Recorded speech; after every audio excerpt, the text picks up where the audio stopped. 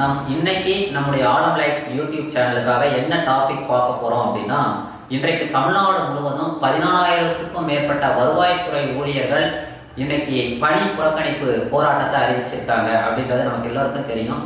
அதை குறித்து தான் இன்னைக்கு பேச போறோம். தமிழ்நாட்டில் வருவாய்த்துறை ஊழியர்கள் கூட்டமைப்புன்னு சொல்லுவோம், FERA, federation of association of revenue employees, அதுதான் பெரா கூட்டமைப்புன்னு சொல்றோம். இந்த கூட்டமைப்பு நேற்று அவசரமா கூடி உயர்நிலை குழு HLCன்னு சொல்லுவோம், ஹை லெவல் கமிட்டி மெம்பர்ஸ்லாம் ஒன்று கூடி அறிக்கையை வெளியிட்டாங்க. முதல்ல என்ன அறிவித்தாங்கன்னா, பெருந்திரள் முறையீடு செய்ய போறோம் அப்படின்னு சொல்லிட்டு நேற்று ஃபுல்லா மாவட்ட ஆட்சியர்களுக்கெல்லாம் அந்தந்த மாவட்டங்கள்ல 38 மாவட்டங்கள்லையும் மாவட்ட ஆட்சியர்களிடம் அவங்க பெருந்திரள் முறையீடு கடிதங்களை வழங்கியிருக்காங்க.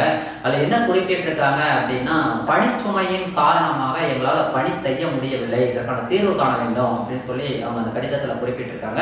மேலும் இன்றைக்கு பாத்தீங்கன்னா தொடர் பணி புறக்கணிப்பு போராட்டத்தை அவங்க அறிவிச்சிருக்காங்க. இன்னைக்கு தமிழ்நாடு முழுவதும் 14,000க்கும் மேற்பட்ட வருவாய்த்துறை ஊழியர்கள் இந்த பணி புறக்கணிப்பு போராட்டத்தில் ஈடுபட்டிருக்காங்க. வருவாய்த்துறை ஊழியர்கள் யார், அவங்க ஏன் இந்த பணி புறக்கணிப்பு போராட்டத்தை செய்யறாங்க அப்படின்னு பாத்தீங்கன்னா, தமிழ்நாட்டில் இன்னைக்கு SIR படிவங்கள் கிட்டத்தட்ட 93% மேலான வாக்காளர் கணக்கீட்டு படிவங்களை இன்னைக்கு விநியோகிச்சிருக்காங்க BLOக்கள். அவங்க பெரும்பாலான BLOக்கள் வருவாய்த்துறை ஊழியர்களா இருக்காங்க. வருவாய்த்துறை மற்றும் பேரிடர் மேலாண்மை துறை தமிழ்நாட்டில் ரெவென்யூ டிபார்ட்மெண்ட்னு சொல்லப்படுது.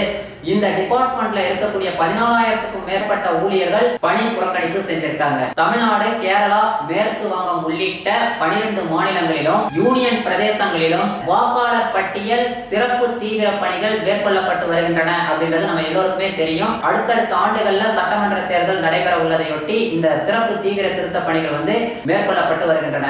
இதுல மேற்கு வங்கத்துல பாத்தீங்கன்னா ஆசிரியர்கள் பணி புறக்கணிப்பு போராட்டத்தை கடந்த வாரம் செய்தாங்க. என்ன அப்படின்னா, அவங்களால டிஜிட்டல் முறையில தரவுகளை உள்ளீடு செய்யறதுல எங்களுக்கு ரொம்ப பிரச்சனை இருக்கு. அவர்களும் அந்த பணியில ஈடுபடுத்தப்பட்டிருந்தாங்க.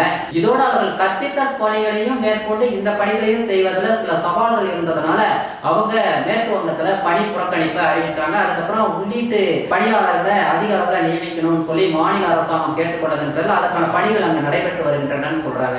கேரள மாநிலத்துல கண்ணூர் மாவட்டத்துல பயனூர் பகுதியில அரசு பள்ளி அட்டண்டரா இருக்கக்கூடிய அனீஸ்ராஜ் அப்படின்ற BLOவும் பணியாற்றிட்டு இருக்காரு. BLOக்களோட பணி என்ன அப்படின்னா, பூத் லெவல் ஆபீசர்ஸ். இவங்க தான் என்ன செய்யணும் அப்படின்னா, அந்த வாக்காளர் கணக்கீட்டு படிவங்களை வீடுகள் தோறும் சென்று அந்த சரியான வாக்காளர் கிட்ட விநியோகித்து அந்த படிவங்களை முழுமையாக பூர்த்தி செய்ய வைத்து பெற்று மறுபடியும் என்ன செய்யணும், அவங்களுக்கு ஒரு தனிப்பட்ட ஆப் தேர்தல் ஆணையம் கொடுத்திருக்கு. அந்த ஆப்ல அதை பதிவேற்றம் செய்யணும். இந்த பணி மிகவும் நெருக்கடியான பணி தான். ஏன் அப்படின்னா, இரவு பகலா அவங்க போய் விநியோகிக்கிறதுல பல்வேறு சிரமங்கள் இருக்கு. ஏன்னா இடம் மாறி இருப்பாங்க, வேற்று மாநிலத்துக்கு போயிருப்பாங்க, அவங்க உடல்நிலை குறைபாட்டால மருத்துவமனையில அனுமதிக்கப்பட்டிருப்பாங்க, இல்ல பணிச்சூழல் காரணமாக வேற்று மாவட்டங்கள்ல இருப்பாங்க, வேலைக்கு போகக்கூடிய நபர்களா இருப்பாங்க. அரசு ஊழியர்கள் என்றாலே அவர்களுக்கு பணி சுமை இருக்கும். இப்ப நம்ம அனித்ராஜ் எடுத்துக்கிட்டீங்கன்னா, ஒரு பள்ளியில, அரசு பள்ளியில அட்டண்டராகவும் இருக்காரு. அதுக்கப்புறம் இந்த பணியில் சேர்ந்து கொண்டதுனாலும் இன்னும் போனா இவர் எத்தனை படிவங்கள் விநியோகிக்கப்பட்டன அப்படின்றத அவர் தினமும் அப்டேட் பண்ணணும். அப்ப குறைவான படிவங்கள் விநியோகிக்கப்பட்ட அரசு துறை அலுவலர்கள் மீது நடவடிக்கை வேற எடுக்கப்படுகிறது அந்தந்த மாவட்ட ஆட்சியர்களால். அப்ப இவர் அதற்கு பயந்து என்ன செய்யறாருன்னா, மன குழப்பத்துல தற்கொலை பண்ணிக்கிற ஒரு சூழல் இருக்கு. அடுத்து அப்படியே தமிழ்நாட்டுக்கு வருவோம். தமிழ்நாட்டுல 6,41,14,582 வாக்காளர் கணக்கீட்டு படிவங்கள் அச்சடிக்கப்பட்டதா தேர்தல் ஆணையம் சொல்லியிருக்கு. இந்த அத்தனை வாக்காளர் கணக்கீட்டு படிவங்களையும் அந்தந்த வாக்காளர்களுக்கு கொண்டு போய் சேர்க்கக்கூடிய பணியில பூத் லெவல் ஆபீசர்ஸ் ஈடுபட்டிருக்காங்க.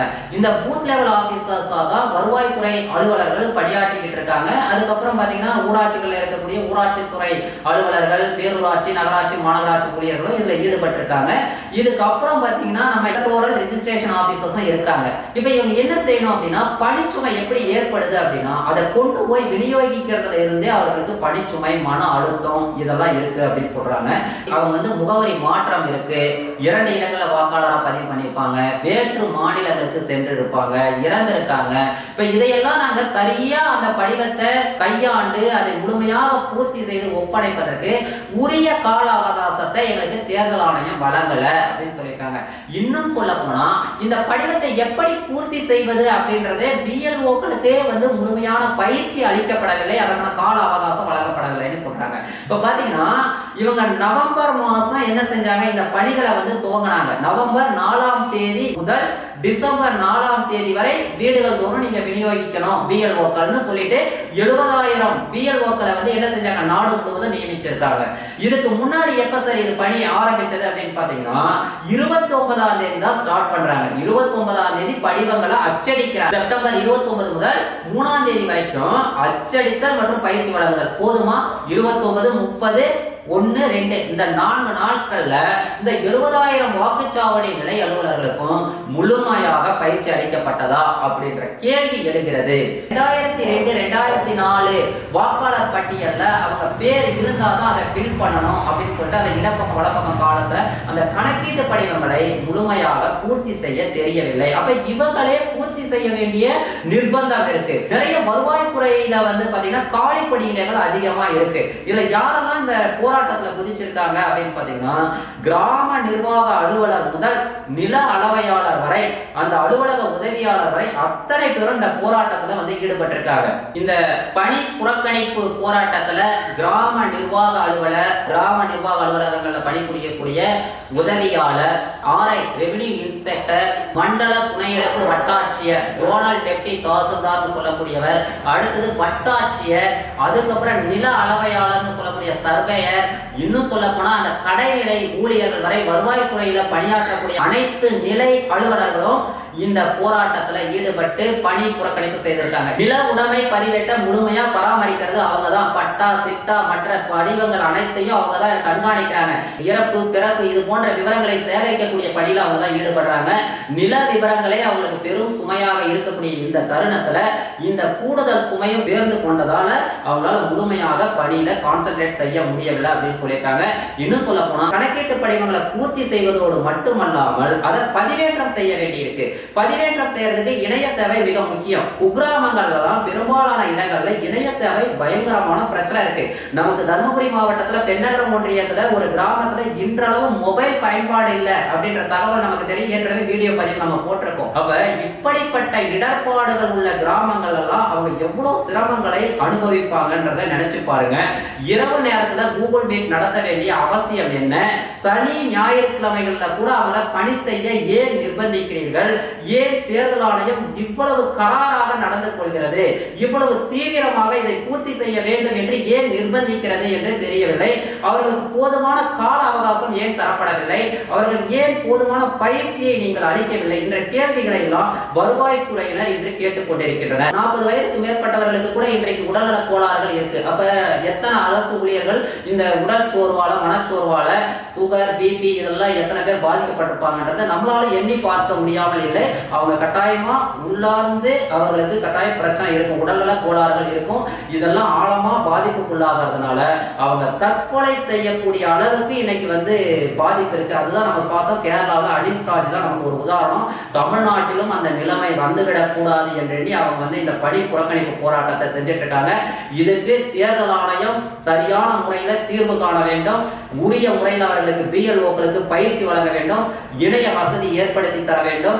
சனி ஞாயிறுகளில் அவர்களுக்கு ஓய்வு கொடுக்க வேண்டும். அவங்க இன்னொன்று கோரிக்கையை வச்சிருக்காங்க. நாங்க கூடுதலா பணியாற்றோம், அதற்கான மதிப்பூதியத்தை எங்களுக்கு வழங்குங்க அப்படின்னு சொல்லி கேட்டிருக்காங்க. ஏன்னா இரவு 12 மணி வரை கூட பெண்கள் வேலை பார்க்கக்கூடிய ஒரு சூழல் உள்ளது. ஏன் இதை இரவு 12 மணி வரை வேலை பார்க்கணும் அப்படின்னா அந்த வாக்காளர்களை தேடி போகும்போது பணி நேரத்துல போகும்போது அவங்க வீட்டை விட்டு போயிடுறாங்க. அப்போ 6 மணிக்கு மேல போனா அந்த வாக்காளரை நம்ம அடையாளம் கண்டுவிட முடியும் என்று எண்ணி அவங்க வேகமாக அந்த 6 மணிக்கு மேல அந்த படிவங்களை விநியோகிக்க வேண்டிய ஒரு சூழல் இருக்கு. காலை நேரத்தோட பணிக்கு கிளம்பி வர வேண்டிய ஒரு சூழல் இருக்கிறது. அப்ப போனாதான் அவங்களை வந்து எளிதில் அடைய முடியும் என்று எண்ணி அவங்க வராங்க. இன்னும் சொல்ல போனா தமிழ்நாட்டுல கிராமங்கள்ல இருக்கக்கூடிய மக்கள் எழுத படிக்க தெரியாதவர்கள், பெரும்பாலான எழுத படிக்க தெரிந்தவர்களே இந்த படிவத்தை பூர்த்தி செய்ய கடும் சிரமத்திற்கு ஆளாகின்றனர். 2002, 2004 அன்றைய சிறப்பு தீவிர திருத்த வாக்காளர் பட்டியல் யாரிடத்துல இல்ல, அதை டவுன்லோட் செய்துதான் எடுக்கணும். இதை ஒவ்வொரு நாள் தேடி அதுல வந்து பதிவு செய்ய வேண்டிய ஒரு நிலை இருக்கு. அது சரியான புரிதல் இல்லாம இந்த பயிற்சிகள், இதை குறித்த விழிப்புணர்வு குறும்படங்கள் எதுவுமே தேர்தல் ஆணையம் வந்து விளக்கப்படங்கள்லாம் நிறைய செஞ்சிருக்கலாம். ஏன் தேர்தல் ஆணையம் இவ்வளவு துரித கதியில இந்த பணியை மேற்கொள்ளணும் அப்படின்னு திரும்ப நம்ம கேட்க வேண்டியிருக்கு. ஏன் அப்படின்னா இந்த வாக்காளர் கணக்கீட்டு படிவம் குறித்து முதலியே அவங்க ஒரு வீடியோ வெளியிட்டிருக்கலாம், ஒரு தெளிவான குறும்படத்தை வெளியிட்டிருக்கலாம். இந்த படிவத்தை எப்படி பூர்த்தி பண்றோம், தனிநபர் பதிவுகள் எப்படி பூர்த்தி செய்யப்படுகிறது, 2002 அந்த சிறப்பு தீவிர வாக்காளர் பதிவுகள் எப்படி பூர்த்தி செய்யப்படுது, வாக்காளரோட பெயர் எப்படி பதிவு பண்ணணும், தந்தையோட பெயர் எப்படி பதிவு பண்ணணும், தந்தை தாய் இல்லாத நபர்கள் எப்படி பதிவு பண்ணணும், வெளிமாநிலத்தை சேர்ந்தவர்கள் எப்படி பதிவு பண்ணணும், வெளிநாடுகளில் வசிப்பவர்கள் இணையத்திலிருந்து எப்படி டவுன்லோட் செய்து voters.eci.gov.in என்ற இணையதளத்திலிருந்து அந்த படிவத்தை எப்படி டவுன்லோட் செய்து பூர்த்தி செய்யறதுன்ற வரைக்கும் அவங்க சொல்லி கொடுத்துருக்கணும். இன்றைக்கு பாத்தீங்கன்னா இணையத்துல கூட அவங்களால பூர்த்தி செய்ய முடியல. ஏன் அப்படின்னு கேட்டீங்கன்னா இணையத்துல இனிஷியல் வரமாட்டது. பாத்தீங்கன்னா வாக்காளர் அட்டையில பெயர் மட்டும்தான் வரும். ஆதார்ல எப்படி வரும், பெயரோட இனிஷியல் வரும், இல்லைன்னா அப்பா பெயர் வரும். இப்ப அது ஏற்றுக்கொள்ள மாட்டேங்குது. மொபைல் நம்பர் கண்டிப்பா தேவை, இணையத்திலிருந்து பதிவேற்றம் செய்ய மொபைல் நம்பர் தேவை. இவ்வளவு சவால்களையும் எதிர்கொண்டு இந்த வாக்குச்சாவடி நிலை அலுவலர்கள் கடுமையான மன உளைச்சலுக்கு ஆளாகி வருகின்றனர். மாவட்ட ஆட்சியர்கள் கடுமையான நெருக்கடிகளை கொடுத்து வருவதாக குற்றம் சாட்டுகின்றனர். மதிப்பூதியம் வழங்கப்பட வேண்டும் என சொல்கின்றனர். விடுப்பு எடுக்க அனுமதிக்கப்படவில்லை என்று குற்றச்சாட்டுகின்றனர். எனவே இதையெல்லாம் முறையாக ஆய்வு செய்து அவர்களுடைய குறைகளை கேட்டறிந்து வருவாய்த்துறை உயர்நிலை குழு கூட்டத்தினரை அழைத்து பேசி ஒரு முடிவுக்கு கொண்டு வர வேண்டும். கால நீட்டிப்பு செய்ய வேண்டும். எனவே இதை குறித்து தேர்தல் ஆணையம் பரிசீலிக்குமா என்பதை இனி வரும் காலங்களில் பார்ப்போம். நான் உங்கள் வெங்கடாசலம், கிராம விடிகள் அறக்கட்டளை. நம்முடைய ஆலம் லைவ் யூடியூப் சேனலை தொடர்ந்து பாருங்க, சப்ஸ்கிரைப் பண்ணுங்க, ஷேர் பண்ணுங்க. இதுல ஏதேனும் சந்தேகங்கள் ஏற்பட்டா கமெண்ட் பாக்ஸ்ல கமெண்ட் பண்ணுங்க. நன்றி தோழர்களே, மகிழ்ச்சி.